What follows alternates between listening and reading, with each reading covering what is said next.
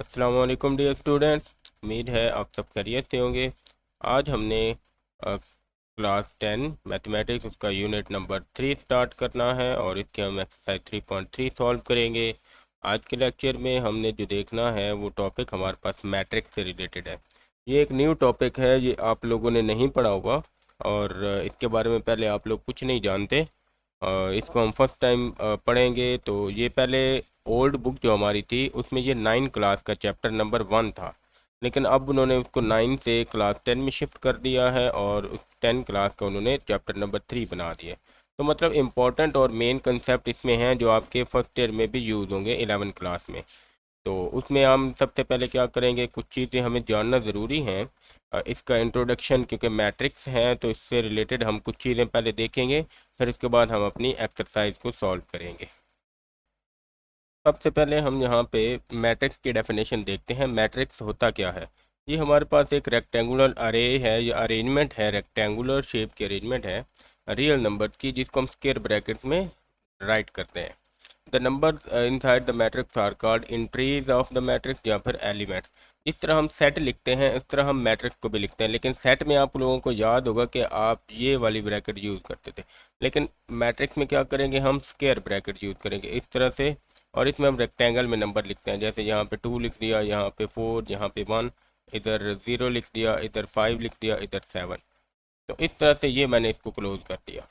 तो ये इसमें जो है ना, इसमें ये जो सारे नंबर हैं ये इसके क्या हैं, एंट्रीज हैं, और मैट्रिक्स को हम इस तरह से राइट करते हैं। ठीक है, अब यहाँ पे हमारे पास मैट्रिक्स में दो कंपोनेंट्स होते हैं उसके, रोज होती हैं और कॉलम्स होते हैं। रोज हॉरिजॉन्टल, मतलब ये आपके पास जो हॉरिजॉन्टल लाइन है ये वाली, ये इसकी रोज हैं। ठीक है, और ये वाले ऊपर की तरफ जो वर्टिकल बने हुए हैं ये इसके क्या हैं, कॉलम्स हैं। तो elements arrange horizontally left to right, जो एलिमेंट्स होते हैं उनको हम रोज कहते हैं। ठीक है, और जो elements arrange vertically top to bottom, ऊपर नीचे जो लिखे होते हैं उनको हम कॉलम्स कहते हैं।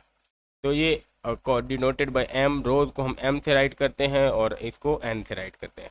जैसे ये हमारे पास एक मैट्रिक्स है 1 2 3 4, इसमें आप देखो तो आपके पास ये वाली एक और ये वाली दो, दो रोज हैं, और ऊपर नीचे आप देखो तो एक और ये दो, तो दो कॉलम भी हैं। तो इस तरह से ये रोज और कॉलम्स हैं। फिर आ जाता है हमारे पास ऑर्डर ऑफ मैट्रिक्स। मैट्रिक्स का ऑर्डर कितना है, मतलब ये कि इसमें कितनी रोज हैं और कितनी कॉलम्स हैं, ये आपने बताना है। ऑर्डर ऑफ मैट्रिक्स उसका साइज आपने बताना है, उसको हम क्या करते हैं, एम क्रॉस एन। एम का मतलब नंबर ऑफ रोज, एन का मतलब नंबर ऑफ कॉलम, और इसको हम क्या पढ़ते हैं, एम बाई एन। मतलब एक मैट्रिक्स है उसमें आपके पास इस तरह से लिखा हुआ है 1 2 3 4 5 6।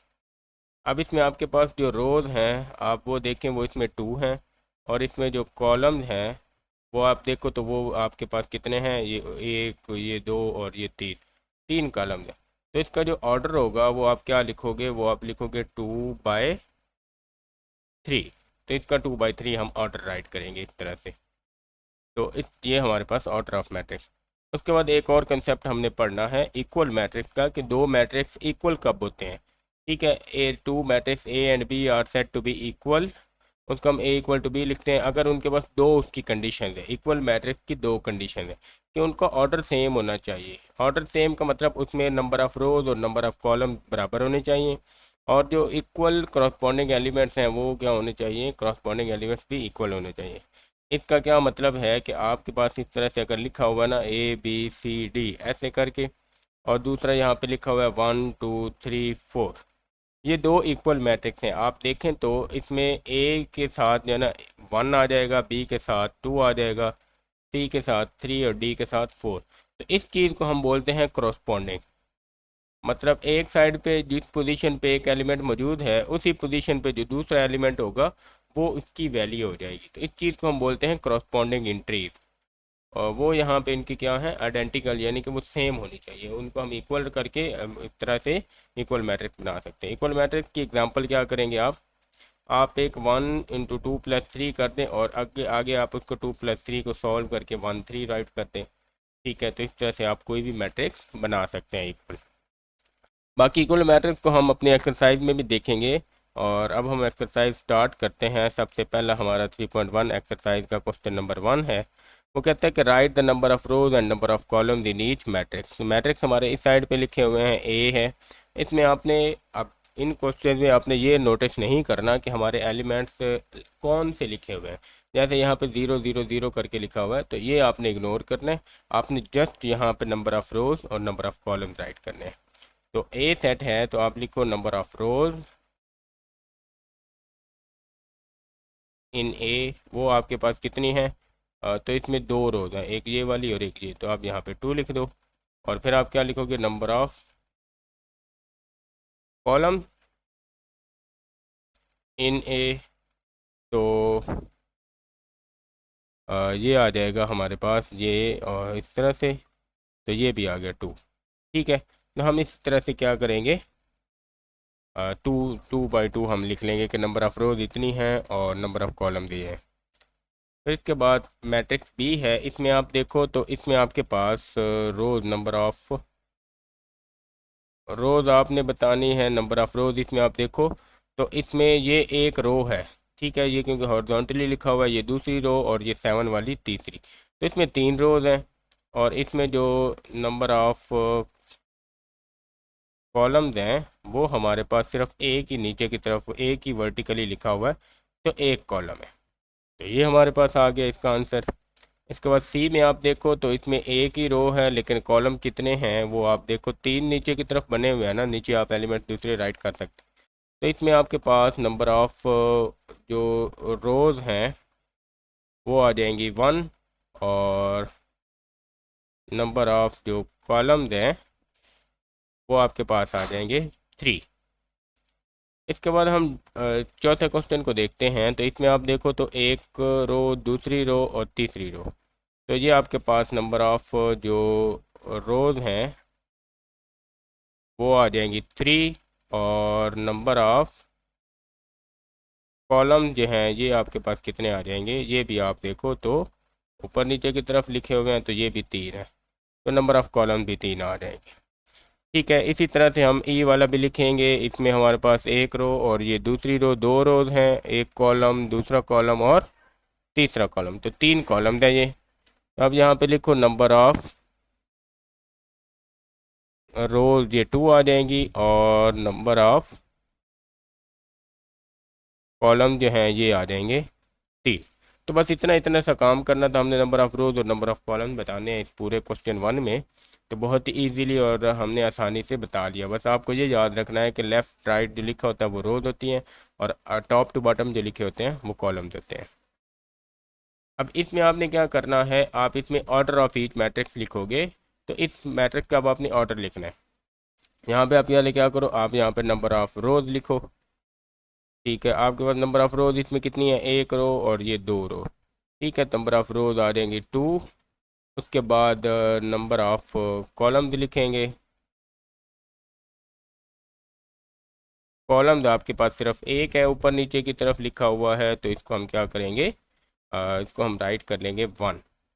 उसके बाद नीचे आप क्या करो, आप इसका ऑर्डर राइट करो, यहाँ पे आप लिख दो ऑर्डर। अब ऑर्डर आपने क्या किया हुआ है, आप इसको m क्रॉस n कहते हो। ठीक है, ये रोज़ को हम m की वैल्यू कहते हैं, कॉलम को हम n कहते हैं, तो ये आपके पास ऑर्डर बन जाएगा 2 × 1, या फिर आप इसको क्या कर सकते हो, इस तरह राइट कर सकते हो 2/1। ठीक है, 2/1 हम राइट करेंगे, तो m क्रॉस करके भी लिख सकते हैं, बाई करके भी, तो आप बेहतर है कि 2/1 इस तरह से इसमें रीड भी हो जाएगा और हमारा आंसर भी आ जाएगा। ठीक है, इसी तरह से हम इसमें आ जाते हैं। इसमें हम ऑर्डर लिखेंगे, तो इसका ऑर्डर आप देखो तो एक रो है। ठीक है, और हमारे पास 2 कॉलम है, तो इसमें आप क्या करोगे, इसमें 1/2, पहले आप रोज़ लिखोगे फिर आप कॉलम लिखोगे। ठीक है, पहले हम रोज़ लिखते हैं फिर हम कॉलम लिखते हैं, तो ये हमारे पास ऑर्डर हो जाता है, तो इसका ऑर्डर हो जाएगा 1/2।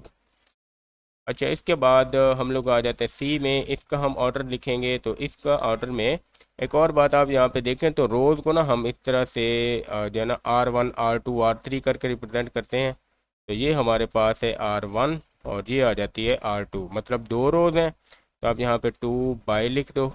और इसमें कितने कॉलम्स हैं, C1 आ गया और ये C2, 2 कॉलम्स हैं, तो 2/2 का ये मैट्रिक्स आ जाएगा। इसी तरह से डी वाले का ऑर्डर आप लिखोगे तो वो आपके पास आ जाएगा। इसमें आप देखो तो ये R1 और ये R2, 2 इसमें रोज हैं, C1 C2 C3, 3 कॉलम्स हैं। तो आपके पास ये आ जाएगा 2/3 का, इस आपके पास ये वाला मैट्रिक्स आ गया। इसका ऑर्डर क्या होगा? 2/3। अब इसके बाद फिफ्थ पार्ट है जिसमें ई मैट्रिक्स है। इसमें आप देखो तो ये R1 है, ये R2 आ जाएगी और ये R3। इसी तरह से ऊपर C1 और ये C2। तो इसका ऑर्डर आपके पास बनेगा, इसमें 3 रोज हैं तो 3/2 आ गया। अब ये वाला क्वेश्चन है F वाला, तो इसमें आप देखो तो इसमें एक ही रो है R1 और एक ही कॉलम है C1। तो आपके पास इसका ऑर्डर बनेगा 1/1/1, इसमें एक ही रो है और एक ही कॉलम है। इसके बाद हम आ जाते हैं अपने क्वेश्चन नंबर 3 के ऊपर। अब 3 में आपने क्या करना है, आपको ये A B C D E और F, ये आपको 6 मैट्रिक्स मिले हुए हैं और कहा जा रहा है कि इसमें आपने इक्वल मैट्रिक्स फाइंड करने हैं। अब इक्वल के लिए दो कंडीशन है, एक आपके पास इक्वल में क्या होना चाहिए? ऑर्डर सेम होना चाहिए, ठीक है, ऑर्डर सेम। और दूसरी कंडीशन है कि आपके पास जो एलिमेंट्स हैं ना, वो भी सेम होने चाहिए, ठीक है। इसको हम करस्पॉन्डिंग इंट्रीज कहते हैं, एलिमेंट्स भी हमारे क्या होने चाहिए? सेम होने चाहिए। तो हम इसमें क्या करेंगे, हम सबसे पहले ऑर्डर लिख लेते हैं। ऑर्डर ऑफ ए के आपके पास ऑर्डर है 2/2। और ऑर्डर ऑफ आप बी राइट कर लो तो वो आपके पास है, इसमें 2 रोज हैं और एक कॉलम है, तो ये आ जाएगा 2/1। आप ऑर्डर ऑफ सी राइट करो यहाँ पे, तो सी में आप देखो, सी को हम वैसे भी सॉल्व कर लेते हैं, ठीक है, इसको हम सॉल्व कर लेते हैं। 2 3 जार 6, 2 2 जार 4, 4 + 4 8, 2 - 1 1, 4 - 2 2, 3 + 0 3। तो ये आ गया। इसमें आप देखो तो आपके पास 3 रोज हैं और 2 कॉलम है, तो इसका आ जाएगा 3/2। 3/2 आ गया, ठीक है। इस तरह हम यहाँ पे बाकी भी ऑर्डर लिखेंगे। यहाँ पे हम लिख लेते हैं ऑर्डर ऑफ डी। डी का ऑर्डर आपके पास होगा ये 5 इसको भी आप सॉल्व करके लिख लो तो 5 + 4 9, और यहाँ पे आ जाएगा -7। 9 और -7 आ गया। तो इसमें आपके पास 2 रोज हैं और एक कॉलम है, तो ये आ जाएगा 2/1। इसका आंसर आपके पास बनेगा 2/1। इसी तरह हम ऑर्डर ऑफ ई राइट करेंगे, तो इसमें आप देखो तो 1 2 3 रोज और 2 कॉलम, तो ये आ गया 3/2। और एफ़ के लिए करेंगे ऑर्डर ऑफ एफ़, तो इसमें आप इसको भी सॉल्व करके लिखो। 3 - 3 0, यहाँ पे आ जाएगा 3, 3 + 1 4 और यहाँ पे आ गया 1। तो इस ऑर्डर में 2 रोज और 2 कॉलम, तो ये आ जाएगा 2/2। अब आप क्या करो, अब यहाँ से आप देखो कि आपके पास कौन कौन सी ऑर्डर सेम है। हमारे पास ए का 2/2 ऑर्डर है और एफ़ का 2/2 ऑर्डर है। और आप इसमें देखो तो ए में भी 0 3 4 1 एलिमेंट्स हैं, इधर भी 0 3 4 1 एलिमेंट्स हैं। तो यहाँ पे हमारे पास जो पेयर 1 बनेगा, पेयर 1 जो हमारे पास बन गया वो बन जाएगा A = F। ए और एफ हैं, यहाँ पे हम पेयर 2 बना लेंगे। उसमें आप देखो तो आपके पास और किसका ऑर्डर सेम है? बी का ऑर्डर है 2/1 और डी का भी ऑर्डर है 2/1। तो बी में भी एलिमेंट्स है 9 और -7, डी में भी 9 और -7, तो ये आपके पास आ जाएगा B = D। इसी तरह से आप इसका एक थर्ड पेयर बनाओ, पेयर 3। तो उसमें आप क्या करोगे, उसमें आप देखो तो आपके पास C का है 3/2 और E का भी ऑर्डर है 3/2। तो C में 6 1 4 2 8 3, उसमें भी 6 1 4 2 8 3, तो C = E आ जाएगा। तो ये हमारे पास क्या है, ये सारे इक्वल मैट्रिसेस हैं, जिसमें हमारे पास एक तो इसमें ऑर्डर इक्वल है, ऑर्डर सेम है, दूसरा इसमें एलिमेंट्स भी हमारे सेम है। तो यहाँ पे हमारे पास ये क्वेश्चन नंबर 3 भी सॉल्व हो जाता है। इसके बाद हम आ जाते हैं क्वेश्चन नंबर 4 के ऊपर, और क्वेश्चन 4 में कहता है कि ये दो मैट्रिक्स आपके पास इक्वल हैं और आपने ABCD की वैल्यू फाइंड करनी है, ठीक है। तो हम यहाँ पे क्या करेंगे, लिखेंगे हम as above matrices are equal, matrix equal हैं तो there corresponding entries are equal, उनकी corresponding entries भी क्या होंगी, वो भी इक्वल है। करस्पॉन्डिंग इंट्रीज का क्या मतलब है कि आप जो है ना, ये पहली एंट्री जो है वो पहली के बराबर, मतलब a+2 जो है ये यहाँ से 5 के इक्वल आ जाएगा। ठीक है, तो आप यहाँ पे लिख दो कि a+2 जो है ये हमारे पास 5 के इक्वल है। यहाँ से आप इसको सॉल्व करो, a इज इक्वल टू आ जाएगा 5 - 2, इधर शिफ्ट करो तो यहाँ से आपको a is equal to 3 answer मिल गया। उसके बाद आप दूसरी वैल्यू क्या लिखोगे, c-3 जो है वो आपका 8 के इक्वल है। यहाँ पे लिख दो c-3 इज इक्वल टू 8। इसको क्या करो, 3 इधर जाके प्लस करो, c इज इक्वल टू 8 + 3, और यहाँ से c की वैल्यू आपको मिल जाएगी 11। उसके बाद हम क्या करेंगे, b-1 नीचे है, इसको हम 6 के इक्वल लिख लेंगे, तो b-1 इज इक्वल टू 6। यहाँ से ये इधर आके प्लस हो जाएगा, b इज इक्वल टू 6 + 1, और b इज इक्वल टू आ जाएगा 7। ठीक है, तो ये हमारे पास यहाँ से इसका आंसर बन गया 7।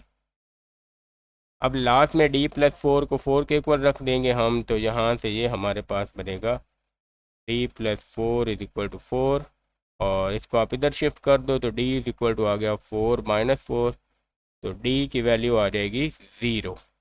तो इस तरह से हमने a b c d की वैल्यू निकाल ली यहाँ पे। ठीक है, तो आप यहाँ पे हैंस लिख दो सारी वैल्यू इकट्ठी, a is equal to 3, b is equal to 7, c is equal to 11, और d इज इक्वल टू 0। तो ये वैल्यूज़ हैं, और इस तरह से हमारे पास ये क्वेश्चन क्या हो जाता है, सॉल्व हो जाता है। तो बहुत ही सिंपल और इजी वे में हमने राइट किया है। अब क्वेश्चन नंबर 5 है, इसमें भी हम अगेन वही स्टेटमेंट राइट करेंगे, as above matrices are equal. ऊपर वाले मैट्रिसेस क्या हैं, इक्वल हैं, तो there corresponding entries are also equal लिख लें या आइडेंटिकल लिख लें, एक ही बात है। तो इस तरह से हम क्या करेंगे, हमने x और y की वैल्यू फाइंड करनी है। तो x के लिए ये वाला पहला एलिमेंट है, ये पहले के बराबर होगा। y हमारा यहाँ पे लास्ट में मौजूद है, तो लास्ट वाला एलिमेंट ये वाला इसके इक्वल आ जाएगा। ठीक है, तो यहाँ पे हमारे पास इसमें क्या बनेंगे, दो केस बनेंगे। एक को आप यहाँ पे क्या लिखोगे, 2x + 1 इज इक्वल टू 9, ये उधर जाके माइनस कर दो, तो 2x is equal to 9 - 1, 2x is equal to 8, x is equal to 8/2, तो x की वैल्यू आ जाएगी 4। ठीक है, तो इस तरह से हमारे पास सिंपल x की वैल्यू 4 आ गई। और यहाँ पे हम दूसरा क्या करेंगे, 5 इज इक्वल टू y, या फिर आप इसको क्या कर लो, y इज इक्वल टू 5। तो ये x और y की हमने वैल्यूज निकाल ली हैं बहुत ही सिंपल तरीके से। जो वैल्यू यहाँ पे लिखी है उसी के करस्पॉन्डिंग एंट्री हम क्या करेंगे, उसके इक्वल कर देंगे। इसके बाद हम लोग आ जाते हैं क्वेश्चन नंबर 6 के ऊपर, और इसमें अगेन हमने ए बी सी डी की वैल्यू फाइंड करनी है। तो हम यहाँ पे क्या करेंगे, इसको भी इसी तरह से सॉल्व कर लेंगे।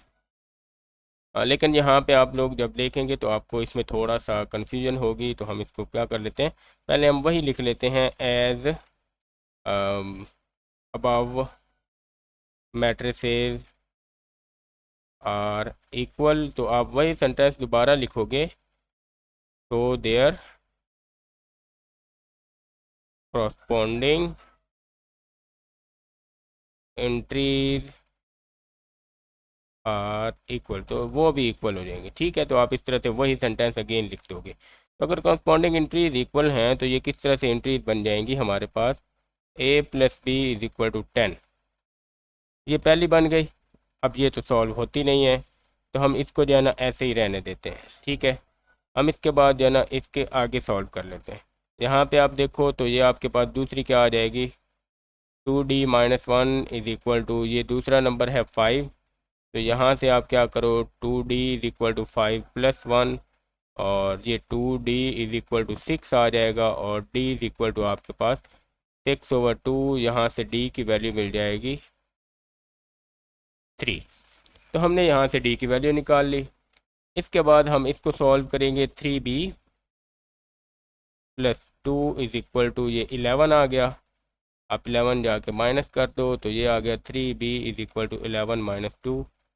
तो 3b is equal to 9, b is equal to 9/3, तो ये आ गया b इज इक्वल टू 3। इसको हम इक्वेशन 1 का नाम दे देते हैं, ठीक है। तो ये b की वैल्यू हम 1 में पुट करेंगे तो हमारे पास क्या आ जाएगा, a की वैल्यू आ जाएगी। यहाँ से c लास्ट में है तो इसके लिए हमारे पास 4 मौजूद है, तो आप यहाँ पे क्या करो, c इज इक्वल टू 4 जो है ये डायरेक्ट राइट कर दो, ठीक है। नाउ क्या करो, नाउ पुट कर देते हैं b is equal to 3 in equation 1, तो ये आ गया a plus 3 is equal to 10, तो a is equal to 10 minus 3, तो यहाँ से आपको a की वैल्यू मिल जाएगी 7, ठीक है। तो ये 7 आ गई हमारे पास a की वैल्यू, तो आप क्या लिख लोगे, hence a is equal to 7, b is equal to 3, c is equal to 4 और d इज इक्वल टू 3। ये हमारे पास क्या है, required values are required value, ठीक है। तो सिंपल और बहुत ही इजी वे में हमने इसको राइट कर लिया। अब इसी तरीके से हम क्या करेंगे, हम अपना क्वेश्चन नंबर 7 भी सॉल्व कर लेंगे। तो इसमें भी आप क्या लिखोगे, as above matrices are equal so there corresponding entries are also equal, as above matrices are equal so their corresponding entries are equal लिख दें, या फिर एक वर्ड आइडेंटिकल है आप आइडेंटिकल भी लिख सकते हैं, ठीक है, या फिर आप यहाँ पे इक्वल भी लिख सकते हैं, एक ही बात है। तो इस तरह से आपके पास क्या हो जाएगा, आपके पास दो इक्वेशन बन जाएंगी। पहली इक्वेशन बन जाएगी p plus q is equal to 6 पहला एलिमेंट, और लास्ट में है फिर इसको 1 का नाम दे दो, and p minus 2q is equal to, इसके इक्वल में 0 आ रही, क्योंकि लास्ट एलिमेंट है, इधर लास्ट 0 है, तो इज इक्वल टू 0, इसको आप 2 का नाम दे दो। तो अब इन दोनों में से कोई भी एक वैल्यू नहीं निकल रही, तो हम इनको सॉल्व करेंगे। सॉल्व किस तरह से करेंगे, हम इनको सब्ट्रैक्ट कर लेते हैं, ठीक है। तो आप देखो यहाँ पे, तो p से p कैंसिल कर लेंगे, तो हम लिख लेते हैं सब्ट्रैक्टिंग इक्वेशन 1 फ्रॉम 2, 1 को 2 से सब्ट्रैक्ट करना है, तो 2 ऊपर लिखेंगे, p minus 2q is equal to 0, 1 नीचे लिखेंगे, तो p plus q is equal to 6, plus minus करेंगे, ये कैंसिल, माइनस करेंगे तो ये आ जाएगा -3q, ठीक है, -2 और -1, और ये प्लस का माइनस करेंगे तो -6 आ जाएगा। यहाँ से q is equal to -6 divided by -3, ये 3 2 और हमारे पास यहाँ से आ जाएगा q इज इक्वल टू 2। इसको आप क्या कर दो, पुट इन 1 में पुट करो, तो ये आ गया p plus 2 is equal to 6, p is equal to 6 minus 2, और यहाँ से p की वैल्यू मिल जाएगी 4। तो ये हमारे पास एंड पे लास्ट वैल्यूज आ गई, ये p की वैल्यू और ये q की वैल्यू। इसके साथ हमारा जो है आज का ये लेक्चर कंप्लीट हो जाता है, और एक्सरसाइज 3.1 हमने सॉल्व कर ली है। ये तीसरा चैप्टर इम्पॉर्टेंट है, आप इसके हैंड रिटन नोट्स अगर आपको चाहिए तो आप लोग कमेंट करें, आप लोगों को मिल जाएंगे। उसके अलावा आप लोग जो है वो चैनल को सब्सक्राइब कर लें, बेल आइकन प्रेस करें, ताकि सारे लेक्चर्स आपको टाइम से मिलते रहें। आज के लिए इतना काफ़ी है, मिलते हैं अगले लेक्चर में, तब तक के लिए अल्लाह हाफिज़।